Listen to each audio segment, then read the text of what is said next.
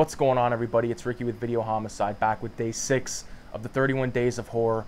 I've come back with a fucking banger. I know I say that every time, but man, I love these movies. We got Rob Zombie's The Lords of Salem, which is an amazing occult film, super duper satanic horror shit, man. Maybe not super duper satanic, but, you know, really witchy, witchcraft, occult type stuff. We've got, I believe this film's from about 2012. Yep, 2012.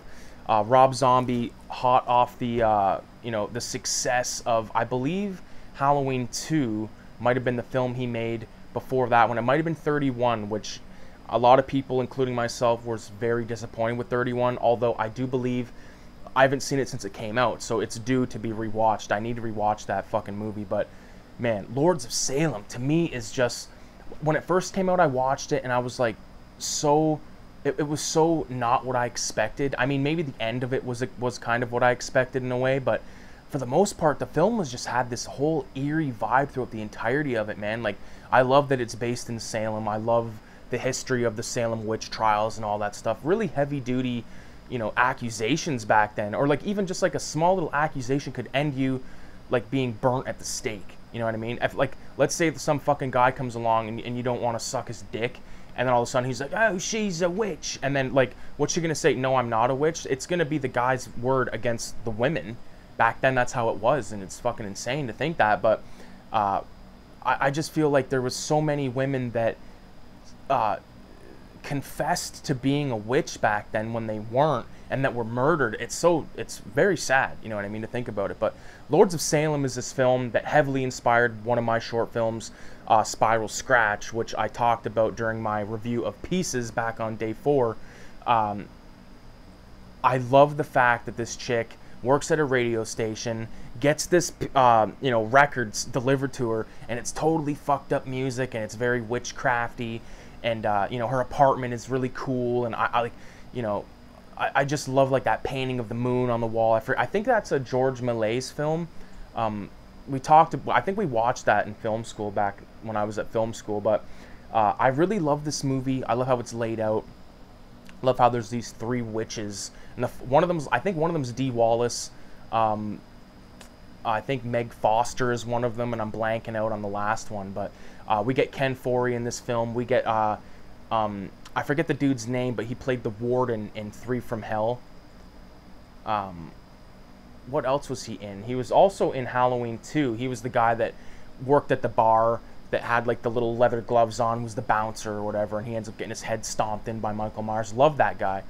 And I love Sherry Moon Zombie in this film, because she plays like this, you know, sort of recovering addict that works at a radio station, and, you know, she unknowing to her has, like, these connections to these Salem witches, and, you know, the Salem witches happen to live in her apartment building, and, you know, she starts to get really fucked up in the head because of this album and because of her neighbors, and, you know, she has these crazy interactions where she goes and visits this priest who, like, she has this, like, vision in her head where, like, the priest rapes her, basically, like, makes her suck his cock, like, totally fucked up stuff, man. Like, this is not the kind of movie that you want to, like, show an impressionable teen or an impressionable kid, you know. You could probably show, like, House of a Thousand Corpses, Devil's Rejects to, like, a kid and explain it away, but this movie's a little too insane, I think. Like, there's too much...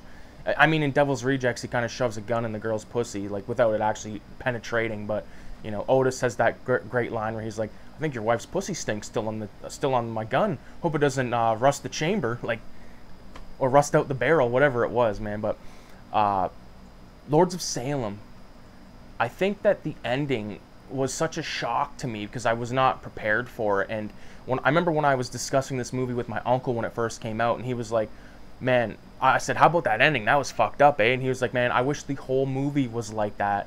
Like, sort of like a live action mixed with, like, animation, stop motion animation, just weird, you know, it's like a Rob Zombie music video, you know what I mean? Which I loved. I think that was really cool, really effective.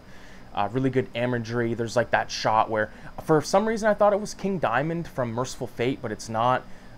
That's, like, licking Sherry Moon Zombie's face and all that stuff. Just really, really enjoyed that shit, man. I think that it's hardcore, like, satanic stuff, so I can see why people are still protesting Rob Zombie's concerts and stuff because his, you know, I think that he's sort of like me though, where it's like we're not occultists, but we're heavily interested in this stuff. You know what I mean? Like I wouldn't sit here with a fucking magic circle painted on the floor and sit there and like read out of the book of fucking shadows, but I mean, I'll watch a movie about it, no problem. You know, same with like a Ouija board. I would never play with a Ouija board, but I would definitely watch The Exorcist, or I would watch, I think one of those Ouija films that came out like a couple years ago, like there was a bunch of them, it felt like at least. One of them was actually not bad, and I don't know for the life of me which one it was, but I would love to rewatch the one that I liked. With Lords of Salem and having like this demonic record, and even like it's sent from like a band. I think like the band has a name in the film. It like comes in like this wooden box, and it's just so like perfect. You know, it's so unlike House of a Thousand Corpses. It's so unlike, you know, Halloween. Like, and now he's got this Monsters film out, which I haven't seen yet, but I will probably watch eventually. I hope that he makes another like sort of one-off horror flick. Like give us another Lords of Salem type film, not a sequel, but like another standalone horror film. I mean, we all bitched about 31, like I said, but Lords of Salem is just, to me, is his best piece of cinema, and I think that with time, I think it's going to get recognized more for its significance, you know, because I think a lot of people are always going to kind of lean towards Devil's Rejects, lean towards Halloween 1. You know, a lot of people are even turning around on Halloween 2. Like, I think Halloween 2 has some insane moments in it. I remember people talked dog shit about it, but it's like, man, I've always been the type where I can't stand those Halloween sequels. Like, I like Halloween 1 and 2. 3, I could give a fuck about, it's okay. But like 4, 5, 6, Resurrection, H2O, all that stuff, I don't give a fuck about. And these new Halloween films, man, just dog shit to me. Total dog shit. Rob Zombie's Halloween films, that's about as, you know, as good as it's gonna get for Michael Myers, in my opinion. It's not, obviously John Carpenter's I think is the best, but if I had a choice right now, if someone said, do you want to watch Halloween 78 or 2007, I might go with 2007, just because you know, it's pretty goddamn good. I don't think anyone can deny that. You know, but like I said, like those later Halloween films are just dog shit. And there's a lot of toxic Halloween fans out there in the horror realm. We'll leave it at that. But Lords of Salem, heavily recommended. I know I didn't really touch too much on the film, kind of went all over the place, but you know, that's how it is when you talk about these types of movies. It kind of spawns other memories or other references. You know, like when I think about Rob Zombie films, it's hard for me to not bring up Rejects, Halloween, Corpses, you know what I mean? Three from Hell. I love Three from Hell.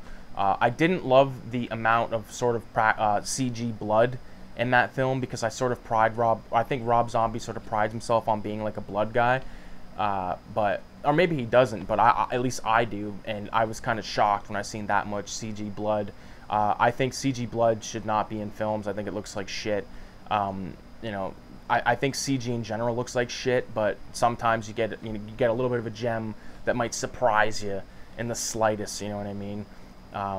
Really looking forward to what the future holds for Rob Zombie as a filmmaker and as a musician. I've gotten to his music a lot more in the last like year or two. Listen to White Zombie albums, listen to Rob Zombie albums and stuff. And his music videos are great, you know. Check out some of his music videos, are really good homages to classic horror cinema, like Cabinet of Dr. Caligari. His latest music video called, I think, Shake Your Ass and Smoke Some Grass. Sort of like a, you know, like an anthem, like a chant song, but it's all animated. It's like the Hellraiser song by Lemmy and Ozzy that was just released a few months ago. It's like fucking incredible. Highly recommended. But with that being said, I appreciate everybody for watching, staying tuned. Make sure you come back tomorrow for day 7, 31 Days of Horror here at Video Homicide. Make sure you leave a 666 in the comments. And with that being said, adios, amigos.